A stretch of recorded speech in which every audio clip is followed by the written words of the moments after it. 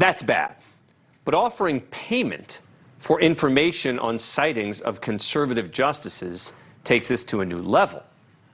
Joining me now is Chuck Marino, former Department of Homeland Security advisor and a former Secret Service supervisory special agent. Thanks very much for coming on the show. Appreciate it. Am I overstating this? How dangerous do you think this is? No, you're not. This is an extremely dangerous trend. And Democrats are on the wrong side of this by not condemning groups like this left-leaning group that are offering these bounties. You know, if we back up a little bit, on the heels of the Roe v. Wade decision, you had the dangerous rhetoric coming from Democrats, including Elizabeth Warren and Ocasio-Cortez. And then you have the protests outside the residences of the justices, which is actually prohibited under federal law.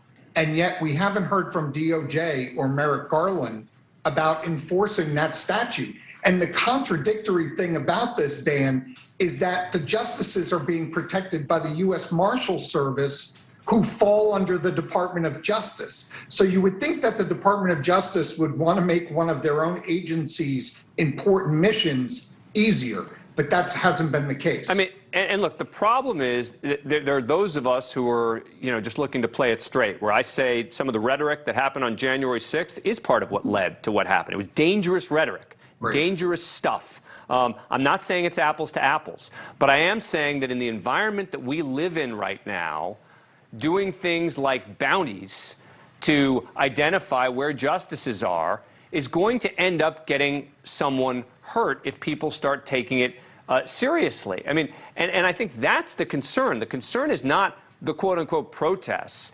The concern is that there are a good number on both sides of people who are unhinged out there right now who could do something beyond just a peaceful protest. And that's what I'm worried about. Yeah, and I'll say it a little differently, right? I mean, when I was in the Secret Service, we were always worried about what type of rhetoric would pull these people out of the woodwork, right? Whether it's from their mother's basement or somewhere else, that they would, perceive these words and these bounties to mean something else, like going out and taking dangerous action and either hurting somebody badly, as you indicated, or getting hurt themselves. So none of this is good for anybody. And you're right. Listen, First Amendment protests, that's great. But now that becomes a local issue, right? If the Department of Justice is not going to enforce this outside of residences, then they're definitely not going to enforce it outside of a restaurant. So now we're left to hope the locals are going to control these groups. And I don't necessarily rely on that. If you were in charge right now of security for Republican justice, what might you be doing to keep them safe? Well, they got to pay close attention to social media, pay close attention to the protective intelligence, and they've got to enhance if it's needed.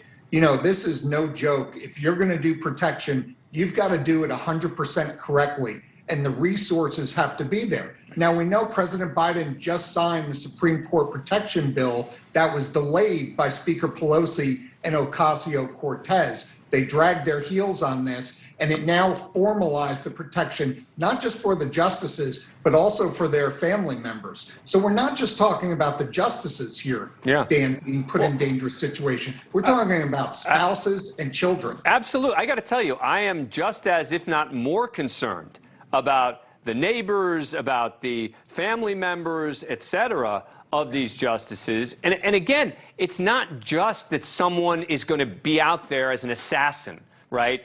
I'm almost less concerned about that than I am about them getting punched, about them getting hit, about them getting hurt. I think that's much more likely to me than the idea that, look, God forbid, it's always possible, but I think that's a more likely danger than actual assassinations. Yeah, any type of assault is a bad thing in the protection area. But what I would tell you is it does not sound, with everything that's going on, like the Supreme Court justices are able to practice what they need to free of intimidation. It sounds like it's being allowed for completely the opposite reasons. But it's not going to have any impact on them. I mean, as I've said many times, it's not as if this is going to change any of the rulings, et cetera, Right. and it's just going to make them mad. So anyway, but Chuck Marino, good conversation, and thank you very much for taking the time. Appreciate it. Thanks, Dan. Thank you for watching. Go to newsnationnow.com to find NewsNation on your cable provider. And don't forget to click the red subscribe button below to get more of NewsNation's fact-driven, unbiased coverage.